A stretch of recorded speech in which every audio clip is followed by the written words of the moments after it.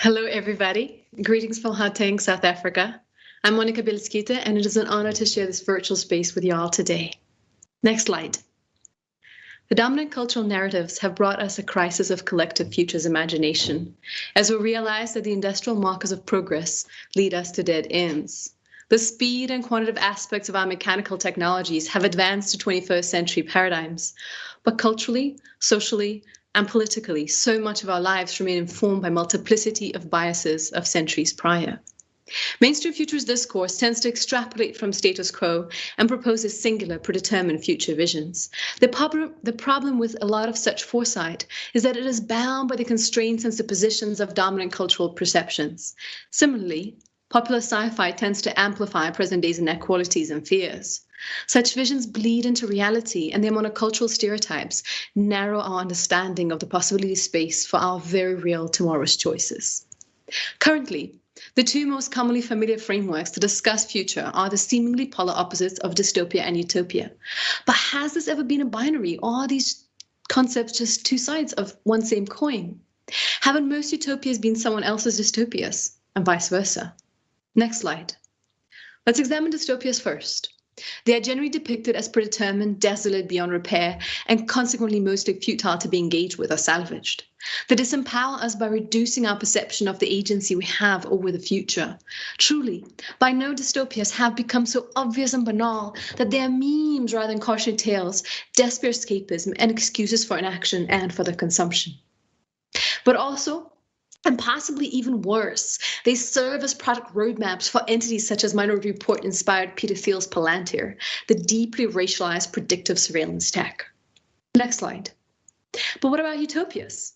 Many prominent figures in the foresight field still position utopias as antidote to dystopias. Yet their approach tends to be deeply exclusionary, perpetuating the gaze and experience of privilege, even if with a quote-unquote green twist. It must be said here that environmental utopias that do not address racial, indigenous, gender, and disability justice are at best greenwashing and at worst ecofascism. Utopian futures are generally projected so perfect that they can only exist by prodigiously leapfrogging all of the most urgent inequalities of the present. They rarely challenge the current structures of exploitation power and are mostly close to critical inquiry. They pertain to communicating a peaceful and magically post-austerity world, yet somehow the peace of such world is always peace without justice. A non-whitewash history tells us a horror story of 20th century top-down dreams of the quote-unquote perfect society morphing into eugenic, genocidal nightmares. We must remember that the Third Reich's extermination of Jewish, Roma, queer, and disabled people was seen as a means to achieve an Aryan utopia. As recently as 1994, apartheid was the utopia for Afrikaners, with a price being paid by everyone one shade darker than white. The most recent chapter of these utopian nightmares features Silicon Valley evangelists peddling technology to connect all humanity, which quickly shifted to extreme surveillance capitalism, commodifying every interaction, radicalizing us for clicks, exploiting us as products, and tearing at the very fiber of our social fabric. And yet, even with all this becoming public record, the best that many futurist thought leaders seem to propose for the 22nd century is the absurdity of endless economic growth on a finite planet. Exponential tech and space colonialism, of course, as being its deus ex machina. Next slide. The previous critical setting of context is vital, so we can at least attempt to not fall back into common stereotypes. But just saying no is not enough. And so, Protopia is our framework for shared yes visions of a future, intended to inspire and support us in making the hardest choices of the decades to come. For context, the word Protopia was coined in a 2011 blog post by Wired's founding editor Kevin Kelly. The initial idea of the concept came from pronoia, the opposite of paranoia, an exuberant feeling that the entire world is rooting for you. At the time, however, it captured only a niche audience, being so early in the futures conversation, but possibly also for being very much an extension of Kelly and Stuart Brand's techno-utopian thought. At Protopia Futures, we have taken a significant departure from the original framing of better future via the route of incremental technological innovation to proactive prototyping of radically inclusive visions that shift the gaze from technological panaceas. We believe that technological innovation without humanitarian evolution always leads to dystopian futures. We consider humanity rather than the abstract notion of technology or science to be the drivers for said evolution. To boldly address past and present injustice and exploitative frameworks is to strive to replace them with regenerative and equitable alternatives, rather than merely patching things up with inevitably temporary, disposable technological solutions. Next slide. Superficially, one could perceive Protopian futures as situated between dystopia and utopia, yet they are not particularly indebted to either. Dystopias and utopias are monologues moored in the gaze of privilege, inevitably tied to boundaries of thought established by a patriarchal settler colonialism. Protopia, however, is a continuous dialogue, more verb than a noun, a process rather than a destination, never finite, always iterative, meant to be questioned, adjusted, expanded. Next slide. We center the previously marginalized perspectives, especially those at the intersection of indigeneity, queerness, and disability. Above all, Protopias are visions of embodied hope, speculative fiction, world design, and foresight practices that actually challenge, not further entrench, the status quo. Protopian futuring is most definitely not to be solely bound to the realm of theoretical imagination. It is also very much about the methodology of creating and recovering blueprints for action. Next slide. Protopias are anchored in principles of plurality, community, celebration of presence, regenerative action and life as technology, symbiotic spirituality, creativity, and evolution of cultural values. Next slide. So let's go deep into Protopia principles. Number one, plurality, beyond binaries. We consider mere tolerance a failure. We must actively resist the violence of sexism, misogyny, racism, colorism, xenophobia, homophobia, transphobia, ableism, ageism, classism, and any other forms of discrimination and exclusion. The rigid gender and sexual binaries are a recent colonial invention. Protopia sees gender and sexuality not as a spectrum, but as an open, fluid exploration space. The vital point to appreciate here is that the process of future queering does not just benefit those living outside the oppressive cis-heteronormative boundary. It opens realm for all of us to be in a continuous becoming of our very own expanded, truthful selves. Nothing embodies this as accurately as these words by Alok Vaid Menon. Creativity reveals all categories to be artificial and unambitious. We challenge colonial fictions of race and embrace the extraordinary cultural plurality without stereotyping. So many among us have hybrid identities as third culture people who were either born, raised, or live in that delicate in-between space. Protopia positions a firmly anti-fascist narrative. No culture is self-contained nor finite, but a continuum of histories blending and humans on the move. We leave no space for callous, violent, chauvinist, nationalistic, and xenophobic bigotry. Challenging pervasive ableism in common language must go hand in hand with challenging the ableist infrastructures of our cities, academic curriculum, social and cultural constructs. Truth is, disability and neurodiversity have always been leading the innovation and creation of mutuality networks, fostering a society wherein we learn not by forceful normalization, punishment, and austerity, but rather by adaptiveness, nurturing, and flexibility. Ageism is a trap. Instead of continuing to draw generational lines, we explore the inversions of conventional hierarchies and recognize that we are in a continuous process of learning from diverse lived experience. Next slide. Community, beyond borders. Our narratives are narratives of communities coming together rather than glorifications of individual hero journeys of magical saviors. Community is the hero of our futures. We converge not because we're similar, but because through our diverse knowledge and experience, we can complement each other, evolving as plural planetary culture.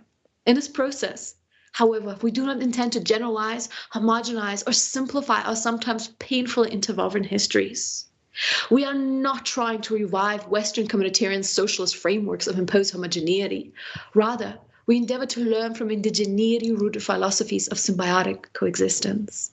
We advocate for the cessation of thought based on Cartesian fabrications such as, I think, therefore I am. Instead, we look to Ubuntu. I am because we all are. We are human because we participate, belong, and share. Low context seclusionist thinking brought us to the brink of biosphere and societal collapse. We must resist isolationist approaches at all costs. We support the melting of disciplinary boundaries. Contextual ecosystem education is vital. Research and development within isolated fields, ideas, and discourses is obsolete. Next slide. Celebration of presence. Our futures are embodied and interdependent. We revel in expanded sensory experiences and consciously make space for neurodiverse expressions of intimacy and care. Technologies are extensions of our mind and our biology. They should expand, not bind the human potential. Intellectually and physically, yes, but also creatively, spiritually, emotionally. The tools we design must bring us together rather than constrain, isolate, overwhelm, disembody, or split us apart.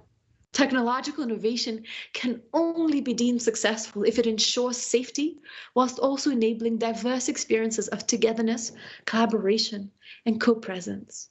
We delight in an evolving array of accessible physical experiences and expressions as the age of sensorial augmentation dawns, whilst also acknowledging the historical erasure of the embodied knowledge of our indigenous cultures.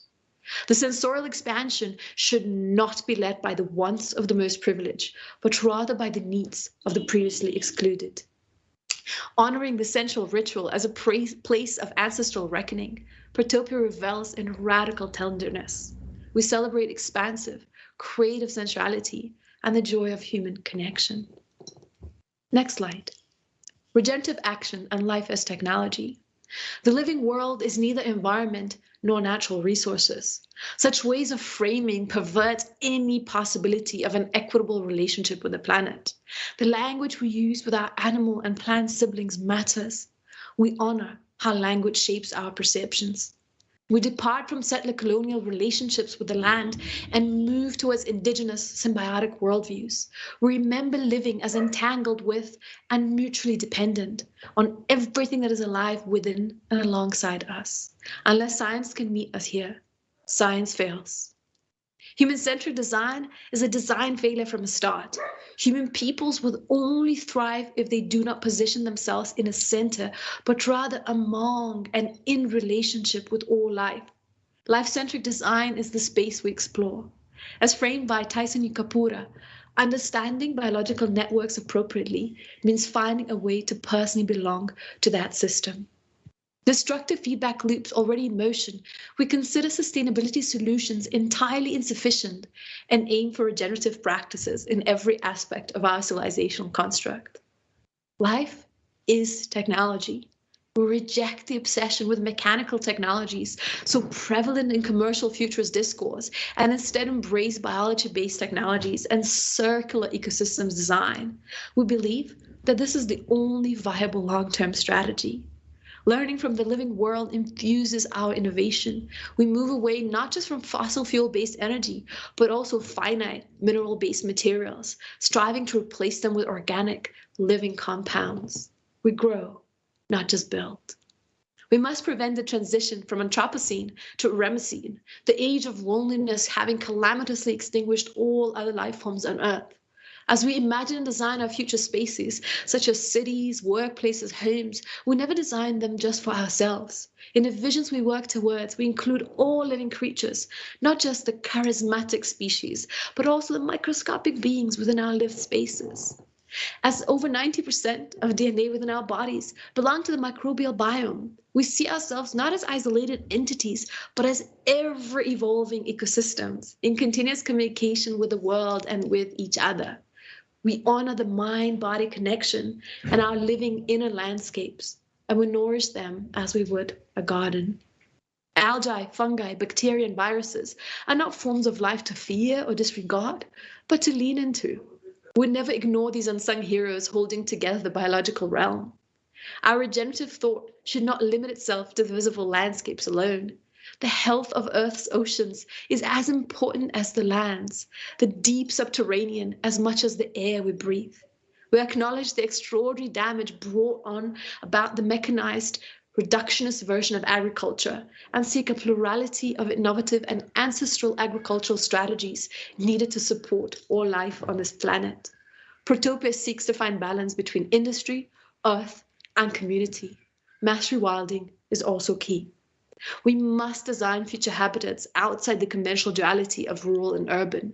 The living world seeps into our cities, and cities must nourish rather than consume the territories they occupy. We imagine built environment and the living landscapes in symbiotic relationship with each other as living, breathing entities. Next slide. Symbiotic spirituality. We appreciate the importance of spiritual practices from the dawn of humanity and their role in human culture making. We therefore quest for spiritual practices that acknowledge ancestral wisdom whilst also expanding rather than stifling the scientific inquiry. We seek spirituality and rituals that move beyond divisive religious dogmas, which require the dehumanization of whatever it deems to be the other. We are, however, wary of new age conspirituality, commodification practices bound to a colonial legacy and neocolonial occupations. We honor the diverse intelligence of the living world and acknowledge our codependence rather than continue to position ourselves as a superior consciousness.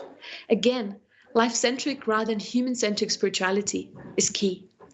In our cities, we keep and make space for places for accessible gathering. In our calendars, we make time for the celebratory rituals that appreciate living world cycles, not just human achievements. We honor the sacredness of First Nation sites and restitute the sacred land. We acknowledge that linearity of time is not a universal truth. We remember and learn from cyclical life versions of our indigenous forebears. Next slide. Creativity and emergent subcultures. From the interwoven journeys of our ancestors to the future living fabrics of our cities, we celebrate the role of creativity beyond the elitism of disciplines previously labeled as artistic. We honor creativity as permeating everything that quests new pathways and brings joy, not just aesthetic and cultural, but also scientific, social, and political. The world has never seen such an explosion of emergence of new subcultures as it has today. Yet our future narratives and futuristic urban design remain mostly ignorant to it. Protopia embraces this plurality of creative expression. The creativity of our youth must be encouraged, never diminished or denied. We, however, should not in any way perpetuate cultural ageism. Today, so much creativity is focused on self-expression, and often the ones who speak the loudest or have the greatest access to tools that amplify their voices the widest get the most rewards. We dream of future creativity that actually explores deep listening and deep seeing. Next slide. Evolution of values. We must depart from colonial and neocolonial individualist cultures of exploitation and greed and endeavor to nurture cultures of equity, contribution, and planetary mutuality. We explore the emergent values and recalibrated cultural constructs of humanity on a path towards material degrowth.